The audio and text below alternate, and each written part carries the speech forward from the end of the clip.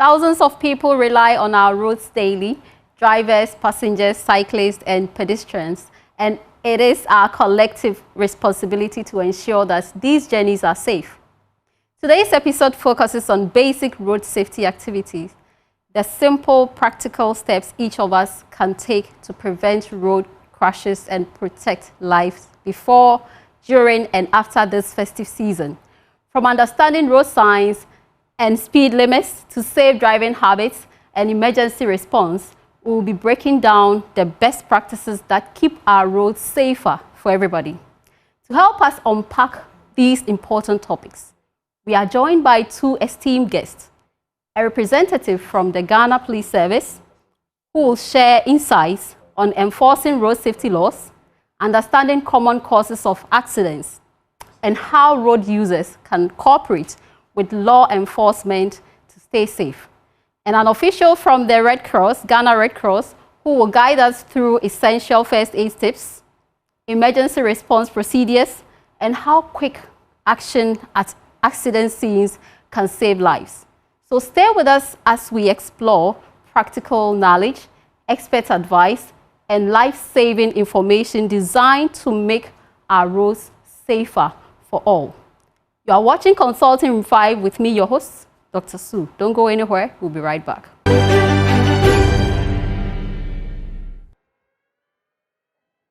You're welcome to Consulting Room 5 with me, your host, Dr. Sue. We are discussing safety tips during and after our festive season. As we approach Christmas, we need to talk about how safe our roads are and how safe we can be around the festive season. And in our midst today, we have two esteemed people. We have somebody from Ghana Police Service and then a representative also from the Ghana Red Cross Society. So we have Mr. Ernest P. Nyami Anan, who is a Health and First Aid Coordinator, Ghana Red Cross Society. He's also the author of Public Health Emergency and First Aid Manual. So, sir, you're welcome.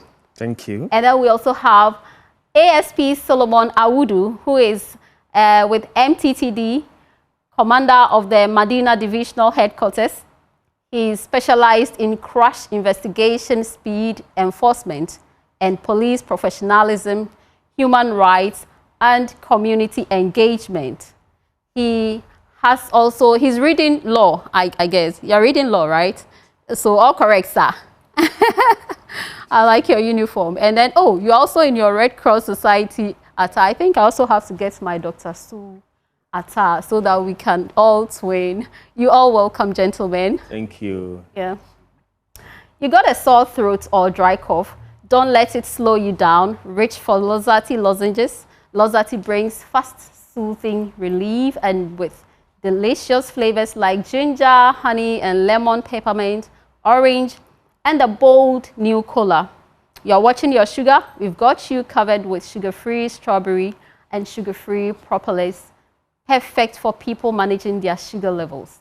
Whether you are talking all day, working outside, or need comfort on the go, Lozati is all you need. It's so reliable, it's a reliable companion, and it's available now in all pharmacies and shop nationwide. Lozati lozenges, relief that works, flavors you will love, and options that care. Have you heard about the new pepper in town? Kivo Hot Pepper is the new pepper in town. It is now easier and faster to cook those spicy, delicious meals you love with Kivo Hot Pepper. You will feel the heat and delicious taste in every meal made with Kivo Hot Pepper. Get yourself some Kivo Hot Pepper today. Use it for your noodles, spaghetti, shito, stew, soup. You just name it. And thank me later. It's available in various pack sizes that is convenient for home cooks, shop bars, restaurants, students, and many more. Kivo Hot Pepper. Okay, welcome, gentlemen, once again. Thank you. Thank you. So why is it important to talk about road safety even? Who do I start with? Okay, I think let me start it. Okay. ASP. It's very, very important to talk about road safety if you are to look at the rate of accidents, fatalities, injuries on our roads, if I'm not mistaken, in fact, accidents cause more deaths than any other thing that you can think of. You understand? So that is what makes you have some statistics to show that? Not readily available, but checks or statistics shows that accidents cause more deaths, more than any other thing that you can think of today. So that's what makes it more important that we observe, road safety, road safety. Yeah, sure. And they are preventable, right? They are things that we can easily prevent. Yes, so. Yeah, so I think it is important for us to look at road safety like DSP. ASP said, ASP. Awudu. Awudu, yeah. It is important. You see, when you look at the National Road Safety Authority, their statistics between January to August, it's telling us that we record over 9,000, close to 10,000 road crash accidents. Now, out of these cases, this accident, they record 10,000. Wow. 937. Like over 10,000. So injuries. Injuries alone. Yes, injuries alone. Death is 1,937. Just within January to August. I don't know of within the period of 8 months. Yeah. So you just imagine, and then when you look at the injuries, those 10,000 people, I'm sure some of them we could prevent it. Yes. Especially the death alone. Yeah. And I always say that sometimes when there's accident, normally it is the way they are handled, not necessarily the impact of the accident that killed people. Okay. So if people know what to do, without saving. So it's good today we are discussing what happens during accident, how to handle it, but before then we are looking at how to prevent that. What are some of the causes, the common causes of these accidents? ASP, today I'm on you. That's fine. So there are so many causes of road accidents. One, I would say overspeeding, drunk driving, drivers refusing to observe the traffic lights, okay, and a lot more. Even motor riders riding in between vehicles, drivers not having the necessary documentation, the documents. If I talk of documents, I'm talking about license, insurance. But let's say if a driver's license has expired, how does that affect road accidents? That tells that he's inexperienced. Oh. For instance, if one doesn't have a license, there's only one body that issues out licenses. There is a case I handled recently. The driver was, I think, about 30 years. 30 years. And according to him, he's been driving from childhood. So he thinks because of that, he's an experienced driver. But the law says if you have not been issued with a license, you are inexperienced. Okay. No matter the number of years you've driven. Yeah. You understand? If you don't have license, it's assumed that you are inexperienced. So that is why it is important that one must have a license. So you can imagine if one is inexperienced, what happens on the road. I hope you get me. Yeah. So that is it. So as I said, overspeeding is also one cause of that. Drunk driving, riders riding in between vehicles and all that. Riders are also, vehicles. You understand? Yes. Motorbikes are also vehicles. They are supposed to follow other vehicles, cars and all that. You understand? But if you drive or you ride in between vehicles, it is an offense. So where should the riders be? Should they be in front of the vehicle? They are also to follow the vehicles. Okay. They are also either behind or in front. They shouldn't be at the sides. They shouldn't be at the in between. It's an offense to ride in between vehicles. Okay. Yes. So how do you monitor these things? Okay, so that is why police visibility is important. Okay, police officers are deployed. You know, I would always like to use my jurisdiction, Medina. You will come to Sobo Junction. Medina, they have a lot of motor riders there. You are very right. You are very right. So police visibility, you know, speaks a lot. You understand? Once a rider or a driver sees the police officer, you know, he sits up. You understand? He sits up. Yeah. This morning, for instance, before coming here, I received a call that the traffic lights at Riz Junction were not functioning, and because of that, you know, chaos all over. Every driver trying to have his way and all that. But as soon as I called an officer to go to the location, within just 3 to 5 minutes, there was orderliness. You understand? So yes, police visibility speaks a lot. Okay. So how do you enforce these things? Just the visibility? Oh, okay. So we arrest, we prosecute, we educate. You understand? During Christmas, like as Christmas is approaching, I've already lined out programs. You understand? Educational programs. I go to lorry parks where I can find drivers. Okay, so you educate the drivers. Educate them to understand or to know why it is necessary or the dangers associated with road crashes. You understand? So that is what we do. We educate, we enforce the law, we deploy more police officers, you know, to deter or to let them know that, hey, the officer is there. If you try, you'll be arrested and all that. So these are some of the things we do. Do you just arrest or, I mean, people, is it a myth that we hear that people take small things to leave them away? Is it a myth or is individual? Where I sit, right. As the officer or as the commander, in charge. Okay. Fine. You see, it is interesting.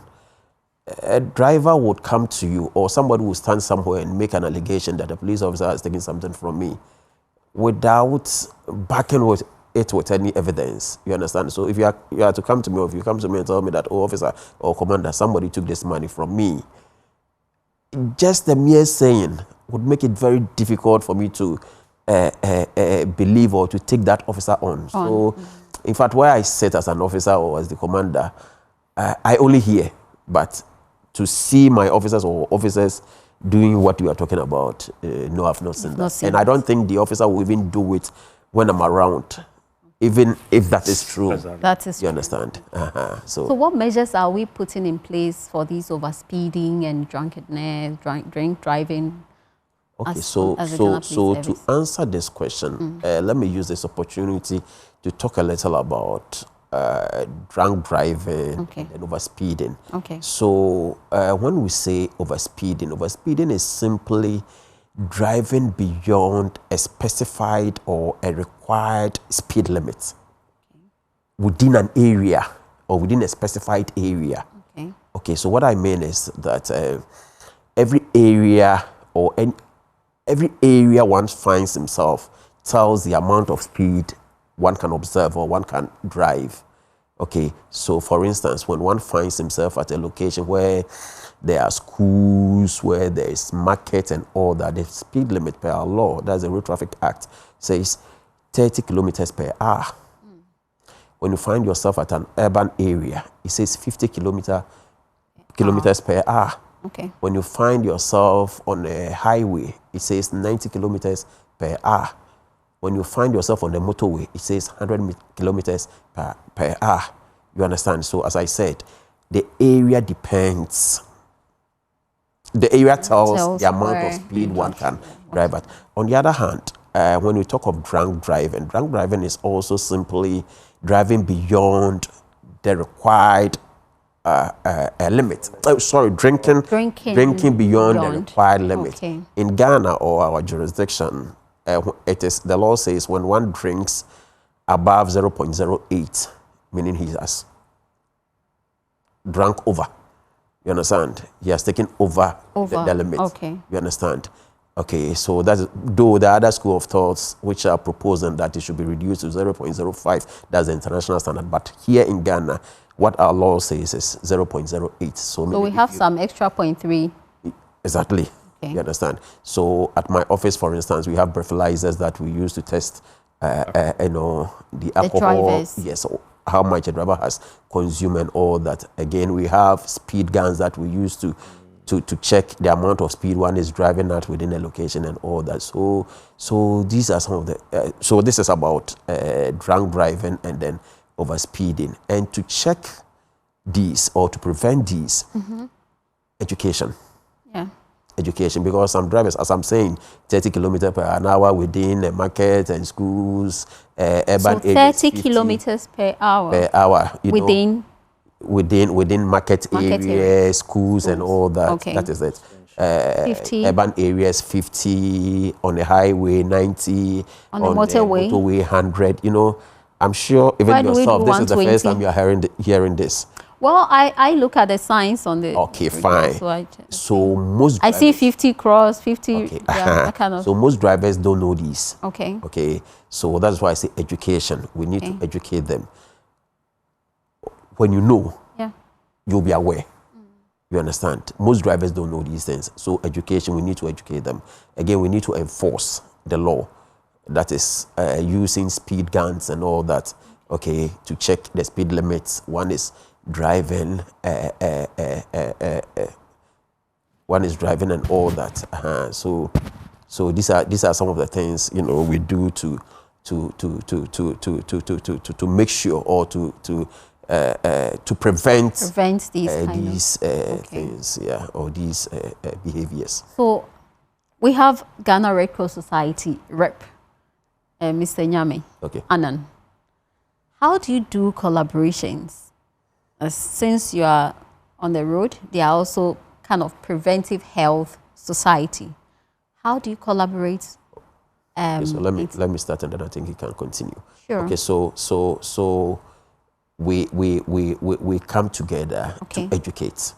Okay. We come together to educate. That's the preventive side. That's the preventive side. Okay. You know, on the field, there is that collaboration. Though we have our individual roles to play, but there is that collaboration still. You understand? On the field, police, we investigate. When we go to the scene, we start our investigation from the scene. You understand? So when there is an accident. When there is an accident. Okay. So we investigate, we protect lives, properties, and all that. You understand? Because when an accident happens, you know, that's somebody's vehicle. The vehicle may contain personal belongings and all that. So we protect that. So again, we do our investigation, and that is it. The Red Cross now they come in. Yeah. So Mr. Yeah. So basically, we get in terms of first aid. So what do you do so that if the person is bleeding, you stop the blood? Because we know that when you lose blood, definitely it can lead to fatality. So we volunteers are trained in first aid, so how to control bleeding, and then if there is an unconscious person there, how do you know that this person is unconscious or not? Because sometimes it happens that people pronounce people dead when they are not dead. They are not dead. So these are so basically first aid to solve the situation, give immediate help before the person is transported to the hospital. But have you noticed that recently, when there are accident scenes, people rather take their phones and they are videoing the thing to send so it goes viral? Is it an offense, officer? Oh, no, I don't think it's an offense. No. I've not come across any law that says taking videos is an offense. Okay. No, it's not. You see, as I say, the public needs to be educated. You know, at that time, somebody needs assistance. Somebody's life needs to be saved. You understand? It can be you, it can be me, it can be any other person. You understand? So the education needs to go down that this time is not the time for taking of pictures, videos, and what have you. It's the time to save life. Quickly inform the emergency services. Call the police, call the ambulance, inform them that this is what has happened, and the experts will come in to save life. You see, I always advise, or in fact, that it is not the duty of witnesses or people who witness accidents to convey injured persons to the hospital. Okay. You understand? Or because, as he said, at times deaths or some injuries may not be as a result of the accident, but by, the handling of these victims. You understand? So, as I said, it is not the right thing to do by conveying, injured persons. Yours is to inform the police. That's the first thing. Okay. Inform the police by calling the police line. What's the number? Emergency lines 191 18555. You understand? 191 18555. Yes. Okay. You call these numbers. Police these days, quick like that. We'll just come there and make sure we do as expected of us. Ghana Red Cross Society. Do you have any helpline to call?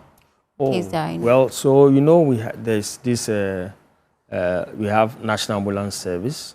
So generally there is a hotline for ambulance service. All right. So when you call 112, and that's the general one, the ambulance we set in there. Red Cross volunteers are actually in the community. So there's nothing like we don't even have ambulance. So before you continue, if there is an accident scene at, let's say, Wager, how will the Red Cross Society get to know and go there? Exactly. So it will be very difficult because, and then it is not only Red Cross alone handling those things. We have the National Ambulance Service, we have St. John's, Red Crosses, but all this, if you don't have a vehicle to move, you can't move. But once the community people are trained, because we have most of our volunteers in the community. All right, some time ago, we even trained volunteers close to accident-prone areas, so that when there's any accident, they quickly move there. It is true that we started building these first aid posts at high posts, and then you can see the one at the Accra-Tama motorway that we. That's the only one I've seen. So I was also going to mention that. But there's one at Apam. Apam. Yes. Central region. Yes, Central region. There's I don't know the rest, but we had about 9, and that one it's not only Red Cross, but it's a collaboration thing with National Road Safety, Ambulance Service, and then we set up all these things. Yeah. But basically, it's the community around that. Normally, when there's accident, we just move it. Yeah. So, accidents occurring, they crash, and then a vehicle hitting a pedestrian. Which one is more serious, and which one occurs very often? The question again. Yeah, so like when accident, like the different forms of accident is either head-on collision, a vehicle running over, or a vehicle turning over, or hitting a pedestrian.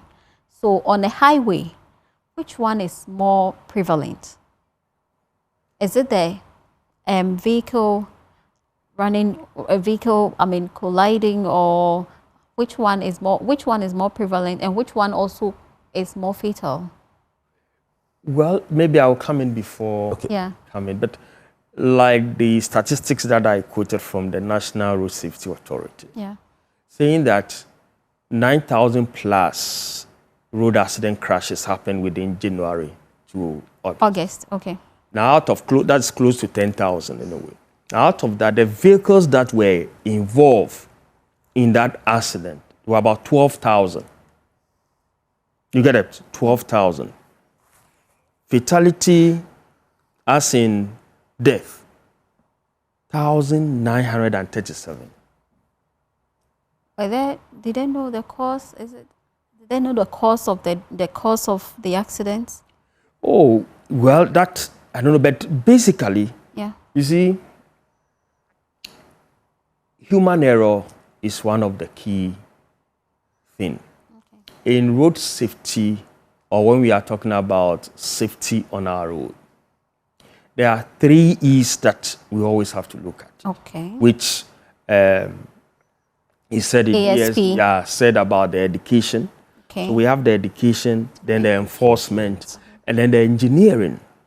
So the engineering is about the road network. Okay. So if our road network is not too good, vehicle dodging can also cause accident.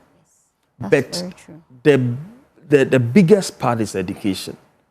So once people don't have much education on it, road crashes will happen. Secondly, to the enforcement is very, very key.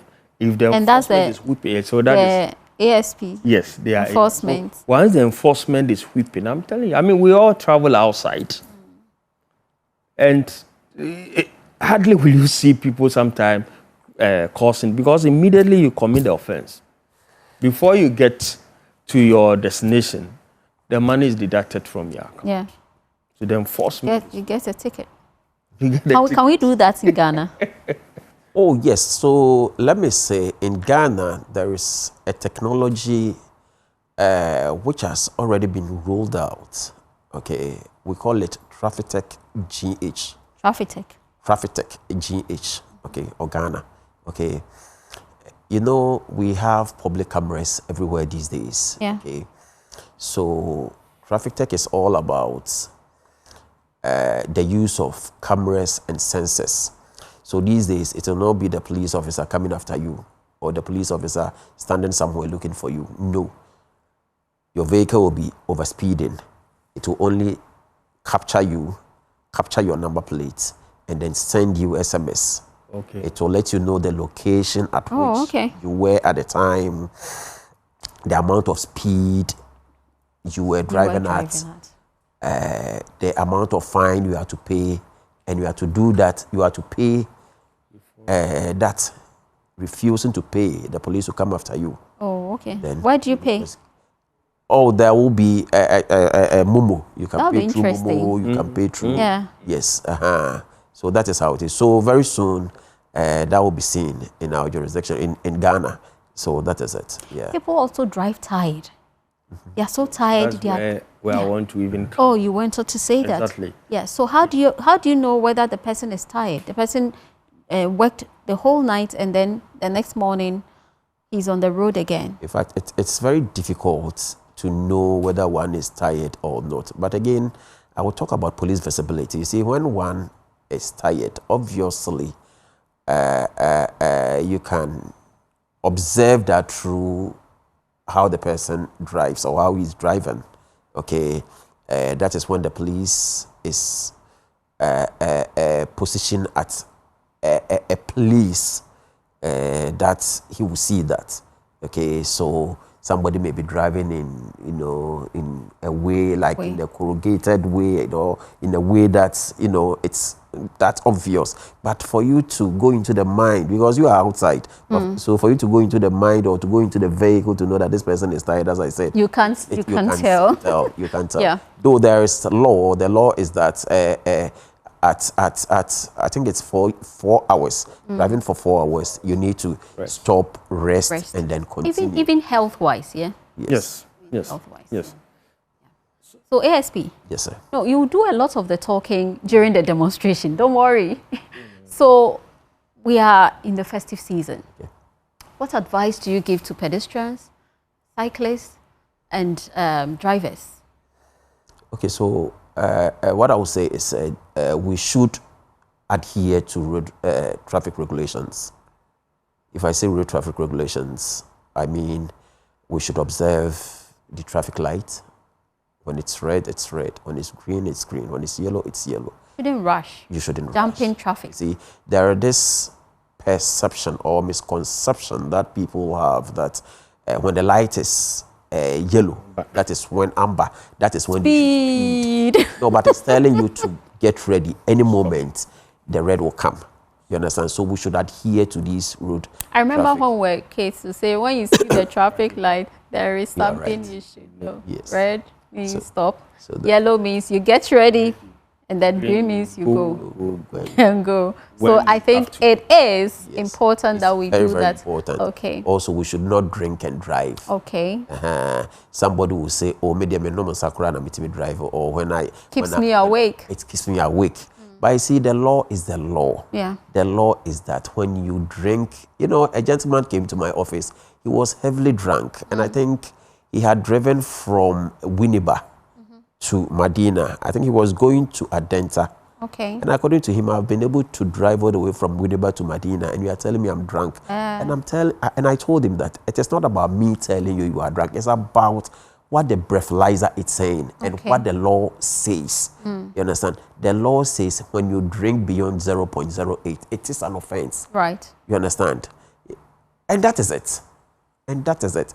So we shouldn't drink. We shouldn't drink. Don't drink at all. Don't to even be able to calculate because 0.08. your system, you cannot tell whether you've gotten to or that level or you have gone beyond. Because you don't have the breathalyzer within you to tell whether you've gone beyond that. So you shouldn't drink at all and drive. When you get to your destination, you do whatever you want to. So how about pedestrians, people walking about? Pedestrians, yes. Pedestrians also, I think education needs to be given out. Not I think education needs to be given to pedestrians. Look at a place like Medina Zongo Junction. Right. You know, some years ago, the public started making noise about, you know, these footbridges and all that. Fortunately, the government came to their aid and about, if I'm not mistaken, about 5 or 6 footbridges were put up. Instead of them to use the footbridges, they are using the road. They cross the road. You understand? And vehicles knock them day in, day out. You understand? So the pedestrians also needs to be educated to know the dangers associated with these things. You know, crossing of how roads dangerous and accidents it is and all that. How So that is it. What can the media do to support road safety? The media also needs to educate. You need to educate. You need to let the public know these are the traffic regulations. Don't drive tired. Don't overspeed. Right. So don't drink the and whole drive. things you are saying. Observe the traffic lights. Don't ride in between vehicles and a whole lot. One very last thing. You know, the motorcyclists, when they get to the traffic light, they all come to the front. So is it right that they all gather themselves at the front, or they have to be in the lane? You see, I said earlier that they are also a vehicle. Motor riders or the motorbikes are also vehicles. You understand? So the laws that apply to cars applies to them also. You understand? So it is wrong for you to come and assemble or put yourself, you know, in front of all vehicles because the light is red. You are also to follow it like that. You are not to drive in between the vehicles. You are to just be behind the vehicle. When it's green, you move, and that is it. If we are able to observe these things or to adhere to these simple regulations, I don't think the accidents, you know, we see these, we see would, you know, continue. Thank you very much, ASP Solomon Audu, for this education. And as we move into the festive season, we hope that we adhere to all these information that you have given us. We will go on a quick commercial break. After the break, we'll do some demonstrations on how to handle victims during accident. And we have Mr. Nyame Anan, who is a Red Cross Society official, who will take us through how to take care of accident victims.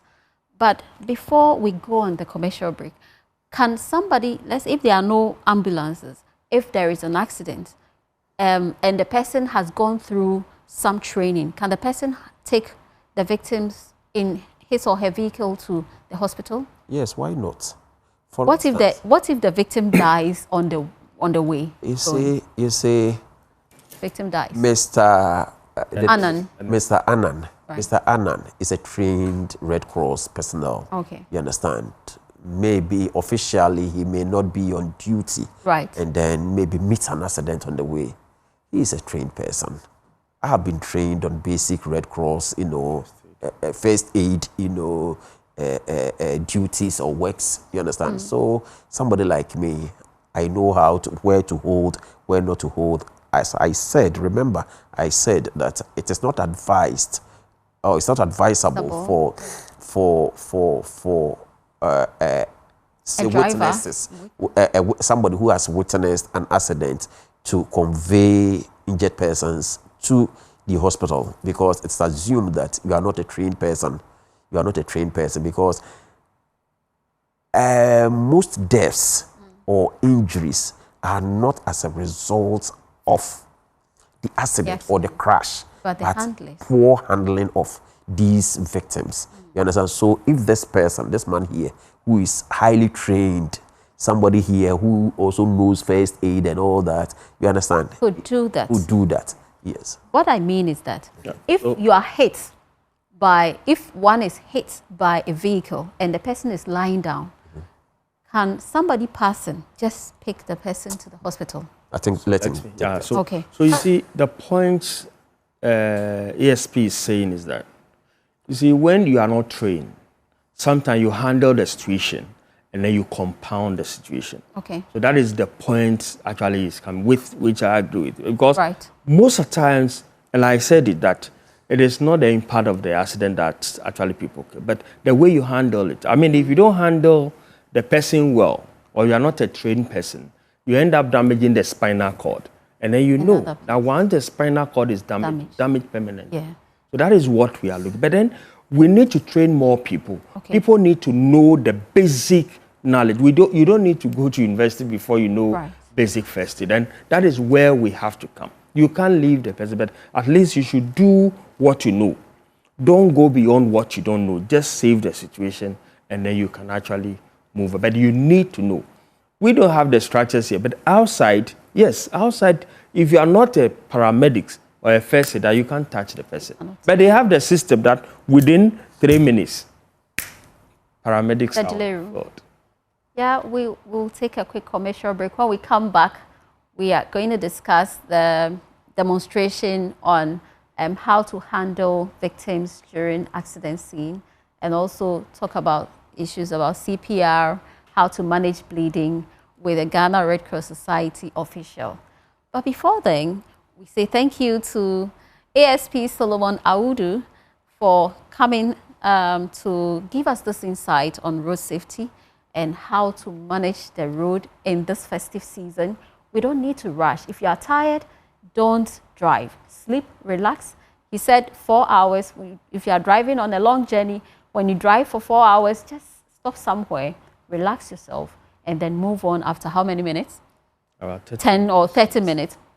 Right. Maximum. So I mean, between 30 minutes. Yeah, so you take a break, 30 minutes, you walk around. And also don't drink and drive. Not even a thought. Don't drink and drive. When you say drink, it's alcohol we are talking about. Alcohol. Don't drink alcohol. Don't drink alcohol. So we'll go on a quick commercial break, and when we come back, we'll continue. Stay tuned, don't go anywhere. You're in Consulting Room 5.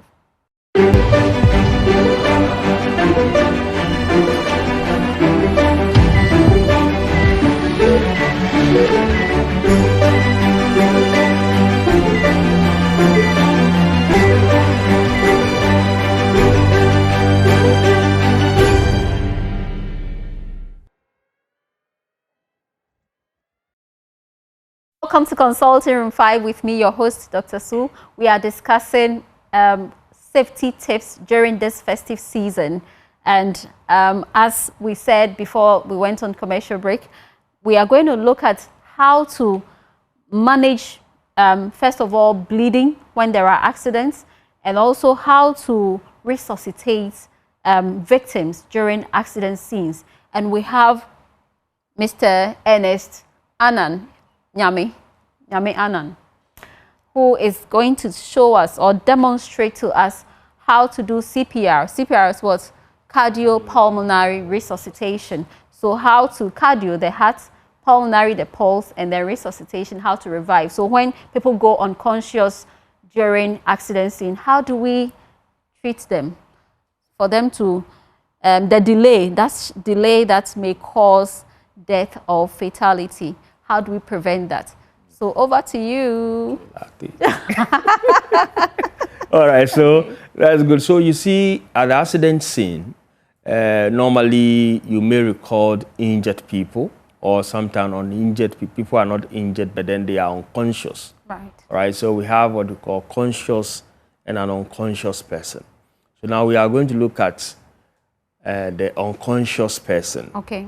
Though the unconscious person is where the CPR or basic life support will come in. Okay.